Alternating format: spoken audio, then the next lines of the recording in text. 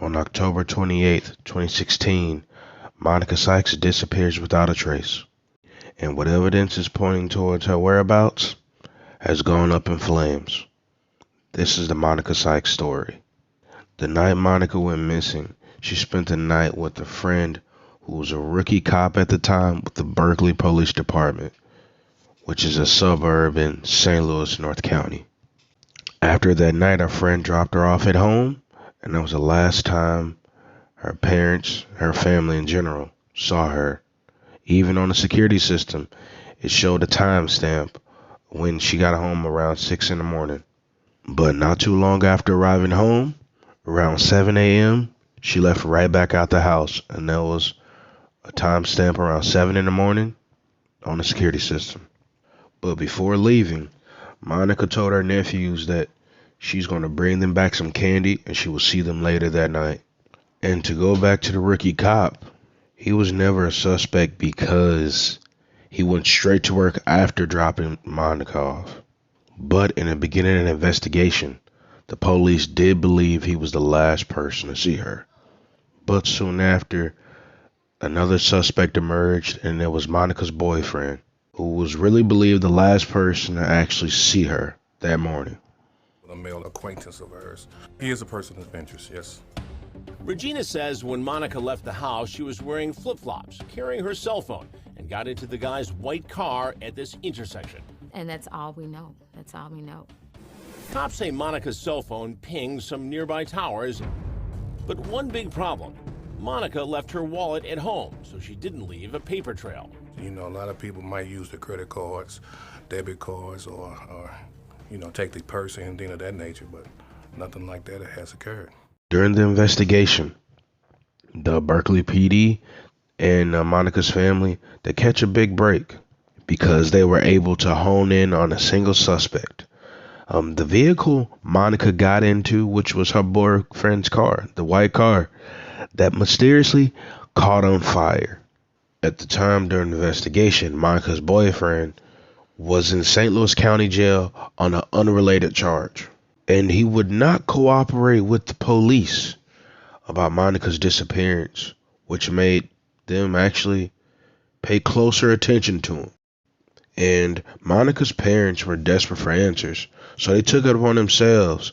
They had how to explain it?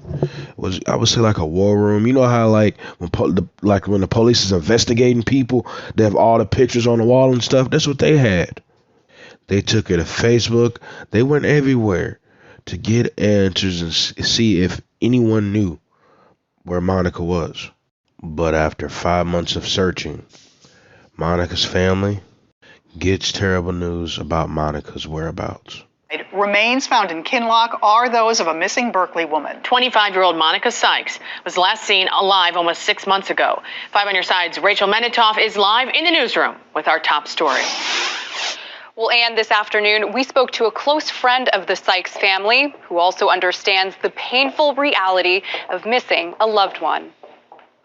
Monica Sykes is the world's baby. Paula Cosi-Hill says Regina and Monica Sykes have become like family. She became a part of our household. Monica Sykes, everybody knew Monica Sykes, and everybody knew Regina Sykes. Cosi knows all too well what it's like to live with the unknown. Her daughter, Shamika Cosi, went missing from Berkeley 8 years ago. Over the last several months, Cosi has been working with Regina Sykes to locate her daughter, Monica. It's very emotional because it could have been mine. It could have been my baby. A search team found remains in February. The Berkeley Police Department just received results of the DNA tests this week. It's good that, they don't no longer have to sit there and worry about that. They know where their baby is. The Ohio chapter of Texas EquuSearch was called in to help Berkeley police. It says not knowing where a loved one is or what they've been through is torturous. So this week's identification comes with a lot of mixed emotions. Cosi, together with Regina Sykes and other family members of missing persons, are active in the group 365, looking for an angel. Yes, we have found Monica, but we have a whole lot more that we are searching for. We won't give up. We can't give up. Kosi says she wants the Sykes family to know they are in her thoughts and prayers. Kay? Remember when I mentioned the burning car?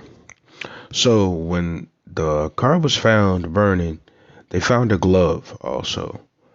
And the glove matched the DNA of her boyfriend's brother, Jermaine Benjamin.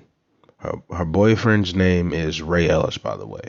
He gets picked up and he's questioned. From what I read, he admitted to burning the car, and he got 4 years in prison for evidence tampering. And then everything else, who did it point to? Ray Ellis. And Ray Ellis actually told someone in very good detail on what he had done to Monica. And Ellis was later found guilty and was sentenced to life in prison. The worst thing has happened. We lost her. So what we've been fighting for is justice for her, and finally we have that. Relief, major relief. That's what two St. Louis parents are feeling tonight after a man is found guilty of murdering their daughter. It's been a living hell for Regina and Leonard Sykes, finding out their daughter was shot in the head and left in an abandoned field for months. But tonight, they tell 5 on Your Side's Christina Coleman that Monica Sykes finally got the justice she deserves. Not a single day goes by that this mother doesn't think about her daughter, Monica Sykes. I really do miss her laugh, her smile, and just her being with us on Sundays, our family dinners. I truly miss her. Monica was 25 when she went missing from her home.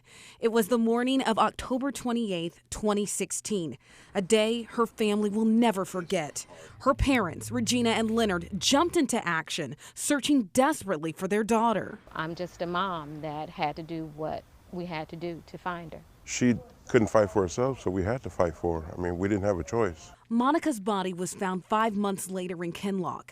The man she was dating, Ray Ellis, was eventually arrested for her murder. They had a witness that he confessed to that gave graphic details of what he had done to Monica. Prosecutors say Ellis drove Monica to Kinloch and the two argued. They say he shot her in the head and dragged her body further into an abandoned field. Apparently he was upset or jealous because she was seeing somebody else. He supposedly had sat outside her house where she lived with my other daughter and pretty much stalked her. After months of anguish, relief for the Sykes family. On Tuesday, Ellis was found guilty of second-degree murder. I feel overwhelmed, but I am relieved. My head knows that I'm not getting her back, but my heart still waits for her to call me every night. The Sykes don't forgive Ray Ellis. I'm not going to even lie about it. I don't know if I ever will. When we stepped out of the courthouse, it was just back to reality. It was back to the fact that we know we're not getting her back. They now have a message for parents of missing children. Just never stop fighting. If your child is gone, they don't have a voice anymore. You have to fight for them. Never stop fighting and never give up. Regina Sykes created an organization called Monica's Voice to help other families with missing loved ones. And as for Ray Ellis, Ellis's brother, he pled guilty for tampering with evidence in Monica's murder, and Ellis himself will be sentenced on November 8th. So they get justice, but they had to sit in that courtroom and listen to the testimony. Did they listen to all the testimony? Yeah, well, they said it was really, really tough, this trial. It lasted not more than a week. And when they showed the photos of the crime scene, the parents said they had to leave. I can imagine. Yeah, but they said, you know, at the end of the day, nothing will ever be as hard as learning that their daughter had been murdered in the first place. All right, Christina, thanks. First off, I want to say my condolences to Monica's family. It was a sad situation. I remember when this whole thing happened. It was just really sad. A lot of times, especially when you see the coverage every day on Facebook, like a lot of times you see it on Facebook and you see it on the news and you see like the family and the way they're starting to lose hope. This is definitely something I don't want to experience.